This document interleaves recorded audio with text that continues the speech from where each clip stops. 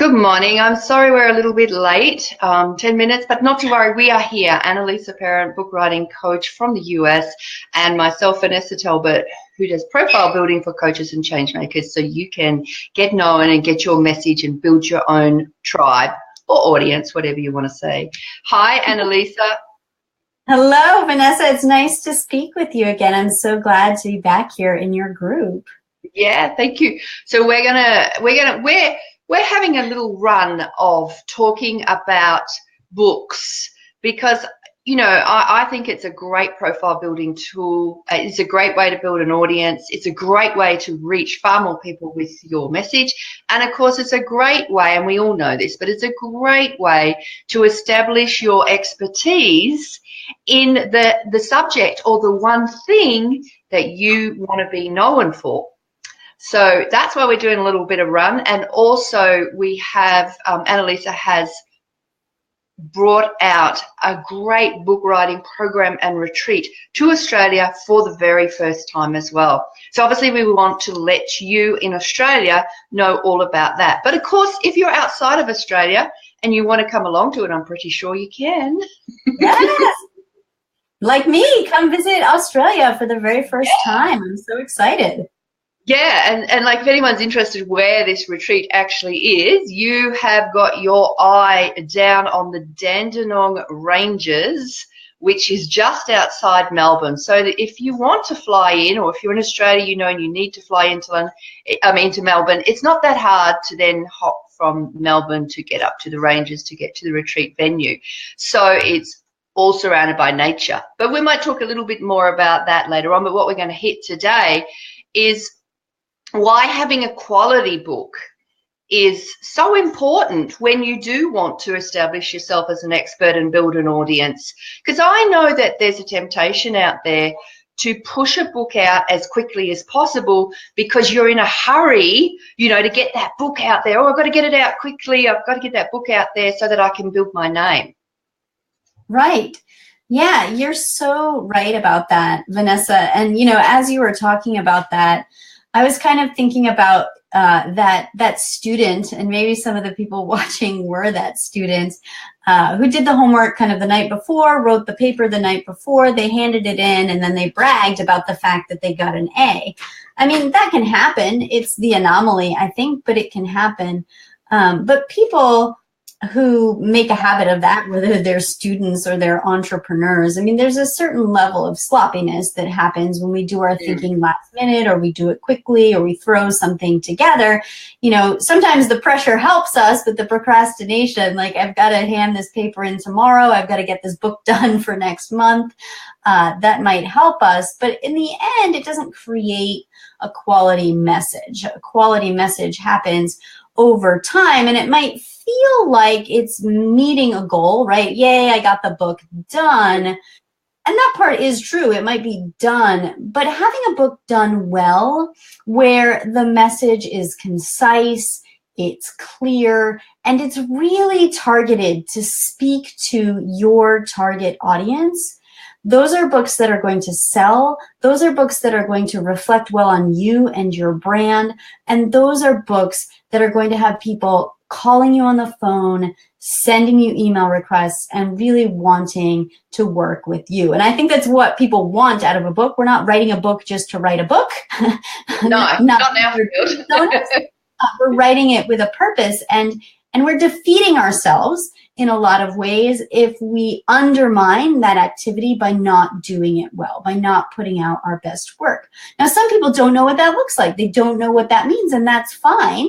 That's why people like me and my team do what we do, to come in, to walk alongside people and to tell you, how do you do this well? What does that look like? How can you write a book that's going to sell like hotcakes, and even pre-sell to your ideal audience so that it's working for you even while you're sleeping? Yeah, I'll just let the people who are watching, if you're jumping in now and you're just catching us, with often the case with lives, you'll catch us at some point throughout.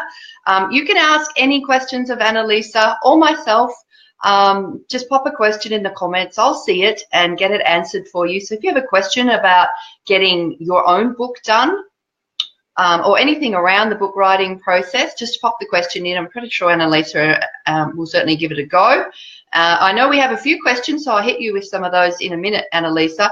But one of the things I was going to say, that one of the things I think is really important for a book, you know, so that it's quality, is quality editing. And I think sometimes people let themselves down on the editing of their book, and definitely the proofreading of their book. So I've seen some expert books out there, but when you read through it, there's quite a lot of typos and editing mistakes. And I know that we're not here to judge, but, you know, still unconsciously there's something going on that tells us this is not profess. Right. Yeah, and that reflects on the writer's brand, their image, and, you know, the product that they deliver. Even if the product that you deliver has nothing to do with writing, you know, this book, in the same way that your website and everything else that you put out there is a reflection of you and your brand, and you want that to be done well. And I also want to point out that there are two different types of editing. We have content editing, where you're actually thinking about the content, what it is that's written. And there's also copy editing, which is what you're talking about when we start to see typos and that kind of thing in the writing itself. And just to be clear, we offer both. So all of the participants in our program have a content editor who walks alongside of them chapter by chapter by chapter. Oh, right. Oh, that's going to be handy. Yeah. Sometimes that's really helpful, because you're like, well, I think it might be about, but I don't know. And should I include this anecdote or that anecdote? Or, like, am I making any sense here? Like, all of those kind of questions that, you know, people who aren't necessarily writers, although we all write for one purpose or another in our lives, you don't necessarily know how to put together a book. You've got somebody walking alongside of you to help you do that. And then at the end, you also get a full copy edit of your manuscript. So that's when we cross all those T's, dot all those I's, and look for those pesky commas. So yeah, it's all included as part of what we do. That's really interesting. So if anyone is actually thinking about Annalisa's Write Your Expert book program and the retreat, that's a real bonus, because a lot of the time people, when they're writing their manuscripts, their books, are just ending up getting the copy editing done. When I wrote my first book, I got the copy editing done, because that's all I thought that you had to do. And guess who did all the content editing? Me.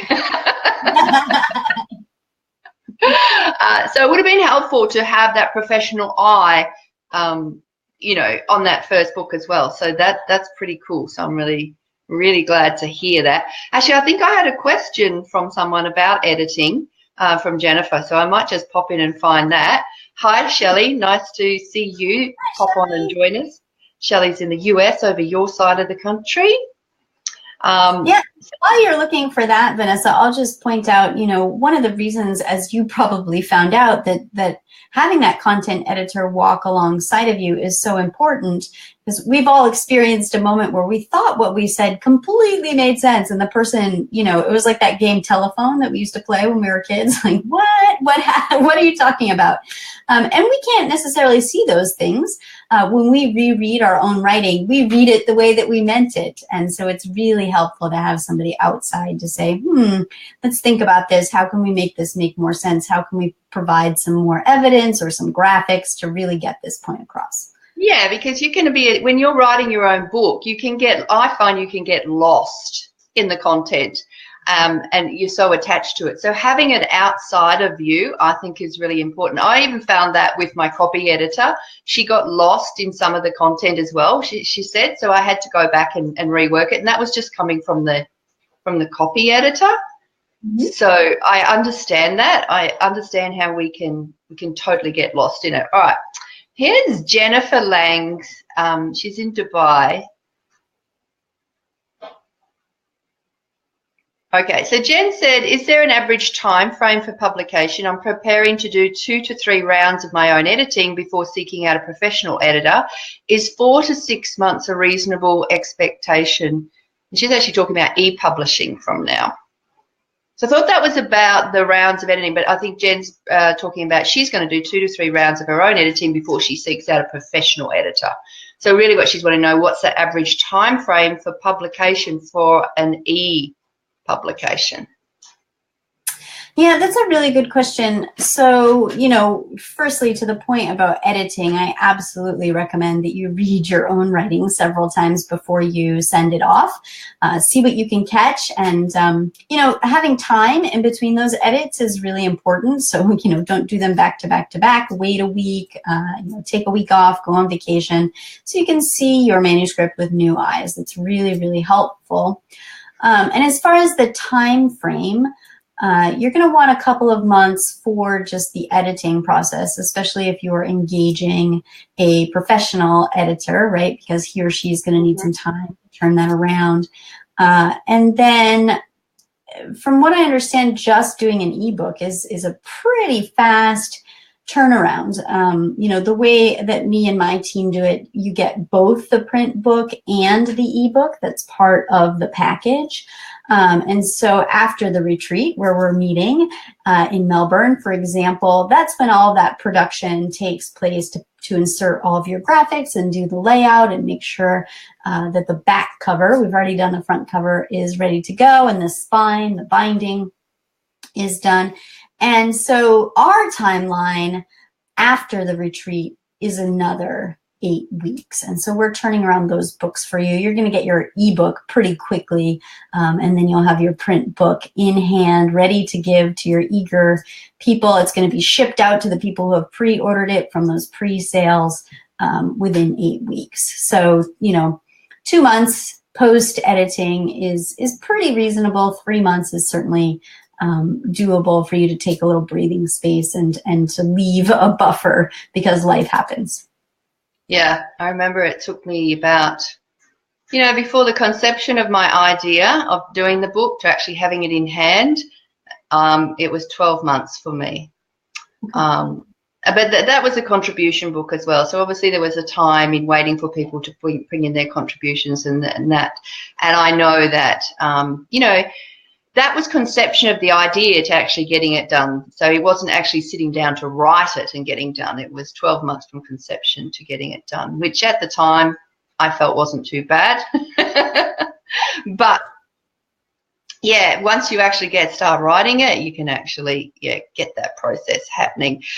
Just on the subject of, because we are talking about why we need to have a quality book, we talked about editing and not only copy editing, which is looking for mistakes and typos, that sort of stuff, but also content editing to making sure the stories flow and the chapters flow, it all makes sense.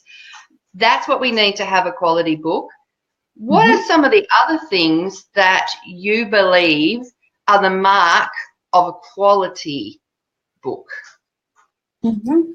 Well, you know, there are some things, if we talk about what the user interface is when he or she picks up a book, right? There are some things right away that you want to be looking for. So the quality of the cover, right? We've all picked up books that they kind of feel cheap, and we can't really describe what that looks like, but we know it when we feel it. The interior pages don't feel really good. And when we open the book and we look at it, you know, the way that it's laid out, it just feels like maybe an elementary school kid might have done it, right? It just doesn't jive with us. And so a quality book looks like a quality book. And a lot of the work that we do is around, you know, what is working right now from a marketing standpoint. So what kind of things are we looking at that makes people pick up books, right? Why are they going to choose your book over the other person's book in a bookstore? Because we say you can't judge a book by a cover, and wouldn't it be nice if that were true? Because we all do it when we go into the bookstore. You know, we pick it because we like the picture or the colors or the font. We don't really know why we choose it, but we stay up on all of those marketing studies to figure out why is it that people choose books. So certainly, you know, what a book looks like, what it feels like, those are important factors. But then, you know, once we think about that person sitting down, opening that book and actually reading it, it needs to be engaging, right? We all had middle school or high school or college, whatever, textbooks that were just, right? That's not the book you want to right, you need to find that perfect interface of I'm delivering high quality information in a concise way and in a way that speaks to my audience. So am I meeting them at their level of expertise? Are these beginners? Well, then I better not jump right into industry jargon because they're going to be lost. Are these high level people within my industry? Well, then I better not explain the very beginnings because they're going to be really tuned out and bored. Right? So how am I speaking to my audience? How am I delivering this message so that it's really digestible to them? And these are the kinds of things that people sit down and they think, oh, I'm going to write a book. And then they get lost in this jungle of, oh, wait, who is this book really for? What is my tone? How do I say it? What is my message? And how do I convey this content? And a successful book, when we read it, we know it, right? And I think probably if we like whispered to each other, we could, go to our bookshelves and kind of say, yeah, this book really worked, and here are some books that didn't, and think about those elements. We want to get out a quality message that really speaks to our target audience. Yeah, there's something that I've noticed and I've heard said that if you're self-publishing, don't look like you're self-publishing, meaning don't have a book that actually screams, I'm self-published. And that often comes down to first impressions, which is often the cover. And then, yes, the internal of the book as well, the layout, all that stuff. So, absolutely.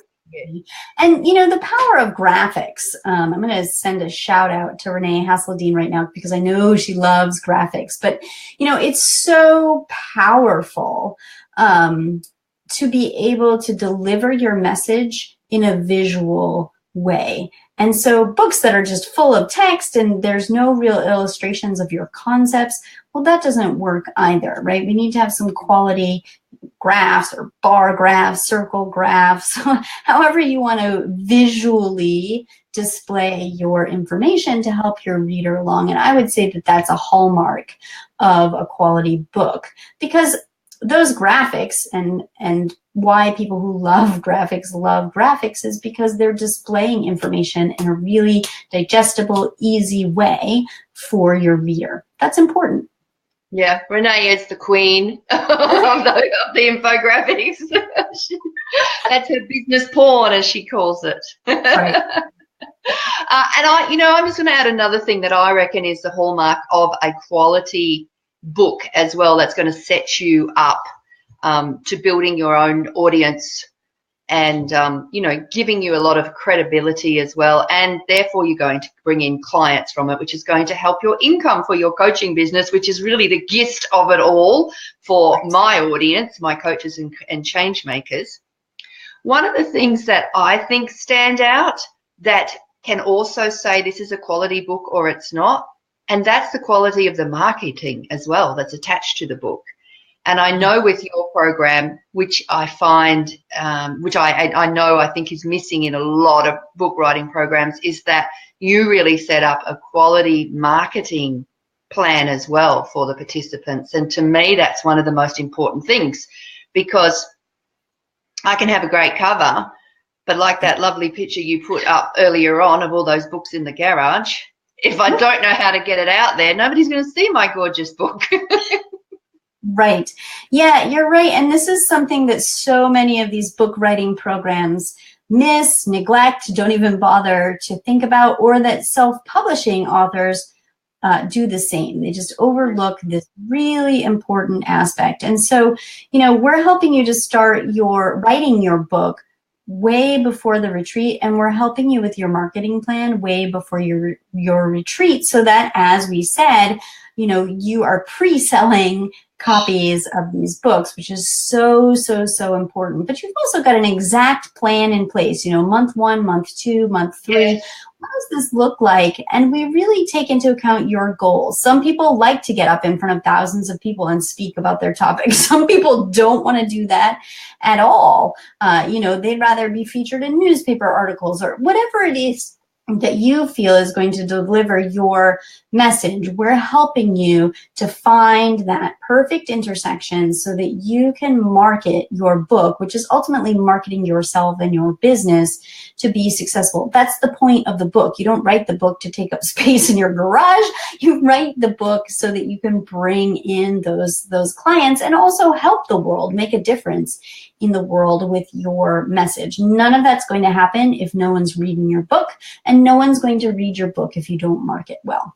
Yeah, I once heard a very well-known book marketing expert say that every writer thinks writing the book is where all the work is. No, it's once you've got the book in your hand, that's when the real work starts.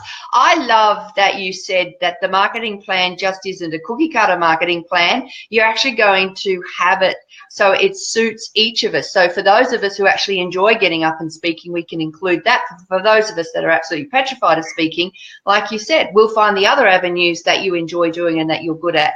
I love this because it's how I work with my clients as well. Like when I start with someone who comes to me as a coach and says, I need to get more known, I want to reach a wider audience, I don't sit down and say, oh, you must speak. I say, well, what are your talents? What do you enjoy doing? And let's create something around that. So I love that you're working with our skills and our talents and what we enjoy doing. Absolutely. And not only does every single writer in the program have their individual personal writing coach who's with them for the whole entire time, but they also have their own marketing coach. So this is somebody that you get to know really, really well, that you set your goals with, that you're meeting with every week. I mean, these people become really, really close because you're talking about your message, your goals, your life, your business with these people every week. And it is your personal, it's your targeted person. So it's not like you talk to Bob one week and have to talk to Frank next week. Like this person knows you and your book, your project, what it is that you're doing. So if anyone's got any questions, you're listening, you've just tuned in and you want to ask Annalisa any questions at all about getting your book written or about this amazing new Aussie book writing program and retreat, which is going to, well, the retreat's actually happening in March. But you will be putting your book together before the retreat, so you'll be starting to actually write it before that. So you won't just be going to the retreat and starting on it. Annalisa will have you starting before that. But while we're waiting to see if anyone that's listening has got some questions, I've got a few questions, Annalisa, if you don't mind, that some of the others that couldn't make it live have left for us. Is it okay if I give them to you? Oh, love it. Love it. Let's go. Okay, so from Jennifer again, she's actually got a few questions here. So my book has multimedia elements to it, like journaling questions, audio meditations and guides, and some video resources as well. I'm currently focused on creating it as an ebook first, but what would you suggest when I'm ready to start shopping it around for publishing and print? Dedicated website with all the elements, another solution. I mean, that's an interesting question, Jennifer, because the thing about books that have journal aspects to them don't lend themselves very well to ebooks. Why? Because you can't write in it. You can't take it to your hammock and kind of, reflect on those journal aspects of your book. No, you still got to print it out, don't you, Annalisa? That's right. Yeah. A lot of people are reluctant to do that, aren't they? Kindle and listen to the birds, but it's not quite the same. And so, an ebook doesn't lend itself as well, I think, as a print book does to that kind of thing. So that's just a consideration as you think about it. And I haven't seen your book, Jennifer, so I don't know what it is that you want the readers to do and how they're going to interface with this piece. But what you want to do with any book is to optimize your user interface, right? So if you've got a lot of links and that kind of thing that you want to take people to, well, an ebook makes a whole lot of sense. If you want people to take it and sit under the old oak tree and, reflect on the meaning of life, then probably a print book is going to be a better thing to do there. As I said, for us, we do the ebook and the print book at the same time. And that way, the readers of our authors' books decide what works best for them, right? So I'm in the United States. My international readers, for the most part, are choosing the ebook. That's easier for them than having a book shipped. Although we do at Laurel Elite ship all over the world, so that's not a huge issue if people want a hard copy. But, you know, letting the reader decide is really powerful for the reader. So we as authors can make some guesses. We can try to make good choices. But we always recommend to all our authors to do them both at the same time, because that gives your readers ultimate flexibility in what's going to work for them. Yeah. Another question from Jennifer, and it seems that people are doing the ebook route first and then print book about a year later, or so it seems. Should an author be pursuing both at the same time, or is there other information we should know about this?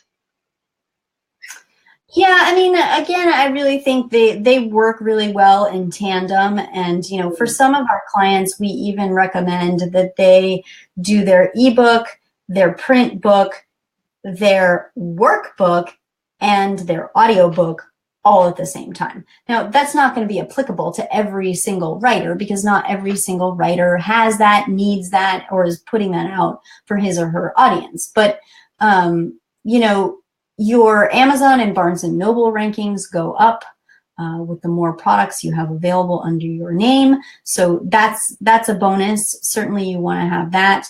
And just to note as a side note, all of our books that we put together are traditionally published. And so they are allowed to be everywhere that traditionally published books are allowed. So not only Amazon and Barnes & Noble, but also they are available to all of the brick and mortar bookstores, which self-published authors don't always get their books in bookstores. They have to beg and plead and give away their firstborn child and things to get their book into bookstores.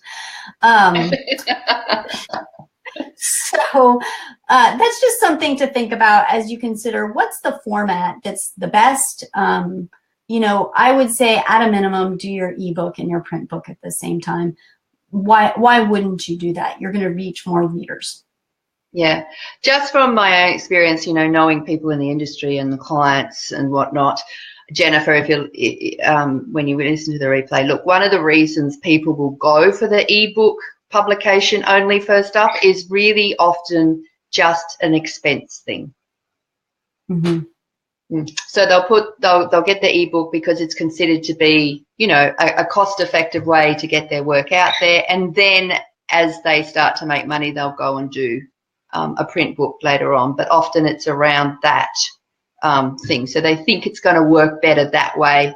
That's often why it gets done that way. Or another thing is they might be testing the market, and if the ebook does really well, they'll then decide, okay, it's sold so many copies, I can now invest in a print book. But you know what? I always say, God's sake, back yourself. You know, like Annalisa said, get them both out there at once, do the full marketing, get out there and do your stuff. Because quite frankly, an ebook is not going to have the same power and wow to your profile as actually having that print book actually does. A book that can be in bookstores, a book that you can actually physically, you know, when you're standing or you've got your workshop, there's your book sitting there. There's a big difference between that and having an ebook to download off your website or something. So for me, it's just bite the bullet, back yourself and say, all for nothing. I'm going in this gun-ho, because when you go in with that attitude, as far as I'm concerned, you'll do all that it takes and you'll come out with it having the effect that you want, as long as you do great marketing. That's my 2 cents.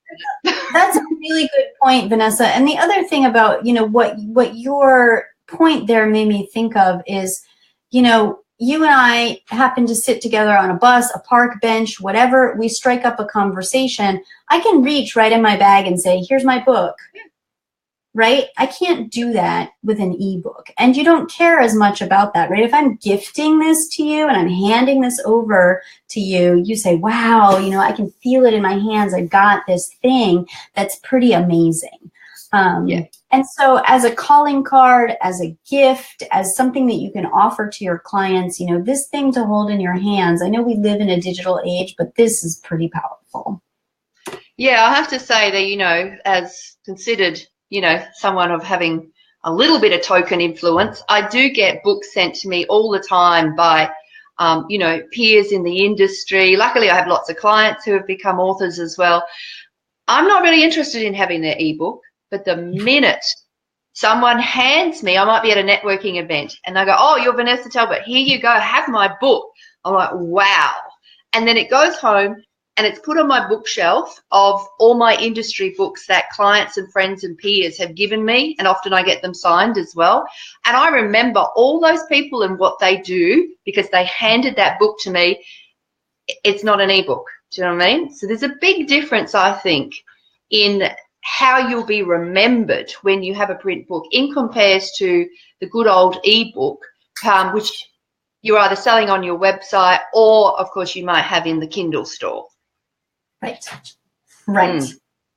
Yeah, so I would say...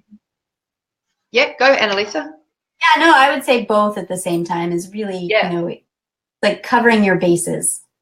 Yes, because there's some people who want ebooks because they don't like the physical space and they love the digital space.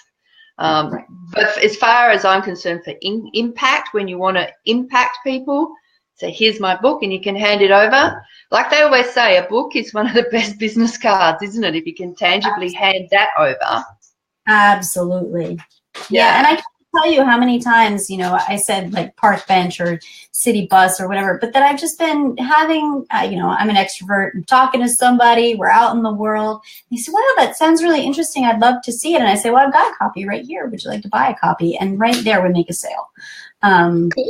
Which, that's nice because it puts money in my pocket. But really what happened there is that someone's getting my message, right? We've connected in a way and they're interested in my message that I have to share with the world. Yeah.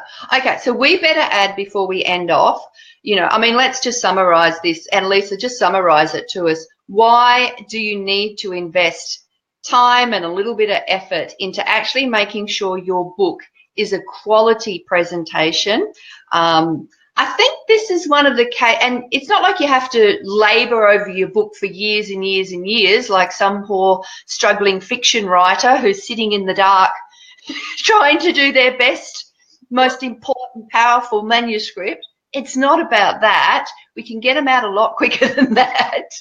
But it is about, I think, making sure that what you're delivering is quality because you want to stand out, especially if you're self-publishing, because there's a lot, and I'm not putting self-publishing down at all, like that's how most of us do it. But a lot of people who are self-publishing without any help, unfortunately, are doing it all on their own, and that's when you can see the difference a lot of the time. Not all the time, I'll grant you, but quite a bit of the time. As I said, you can tell the self-publishing, I haven't had any help with this publication, over a book that we can see has well, it just does the goods, doesn't it? It just looks the part. But give us a summary of why it's important. Well, I think the bottom line is that your book is a reflection of you and a reflection of your brand and a reflection of your business. And anytime that we put out something that's not high quality, that's a reflection of the product that we're delivering, even if it has nothing to do with writing or books or anything else like it.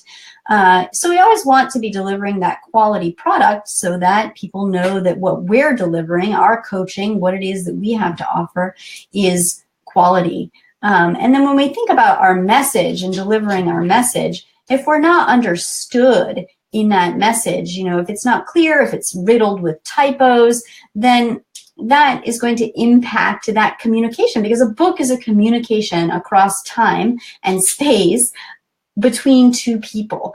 And we want that communication to be very clear so that people understand what it is that we do, who we are, and why we're special and unique to help people with the problems that they have in their lives. Yep. It's all part of your branding too, your whole look. Mm-hmm. Indeed, it's all tied up. People don't think about that sometimes. They think, oh, I'm just writing. This is just a book. Why does it matter? Well, it is. It's 100% a part of your brand, a part of your business, a part of what you offer to the world. Yeah, just a little reminder to people of personal experience for me. I remember a very, very well-known person in the Australian industry, well-known coach, and she's had quite a few books out, and she released one of her latest books, and sort of everyone in the community was buying the book, and I kept hearing time and time and time again that people who were rushing to buy the book because of the person who it was said that it was so full of errors that they didn't bother reading it. It became too bad for them to read. So there's a case of having an audience already, wanting to get your message out to them because the concept for the book was amazing, and yet having a good majority, well, you know, a portion of that audience. It seemed like a lot of them, but I'm probably sure we only hear the complaints more than anything. But there's a portion of that audience who never read the book, and that's really sad. Right. Yeah, I mean, and that's the other thing about a quality product. Like, it's one thing to hold a book in your hand, and it's a completely different thing to actually read it. And we want people to read our books so that they're interfacing with us. Yes. So that's it. We can sell books, so we actually want them to read it as well. That's the purpose of it. Alrighty, we'll just end off. There goes my cough, so I go off to cough. Can you tell people about the retreat and the early bird that you've got on for the Australian program and retreat? Absolutely. So we will be meeting in the Dandenongs outside of Melbourne. Forgive me if I mispronounce that.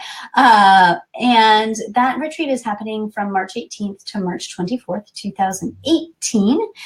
We're taking registrations now. Registration is open, and the early bird has a great incentive. It's a $5,000 incentive. So you don't want to miss that.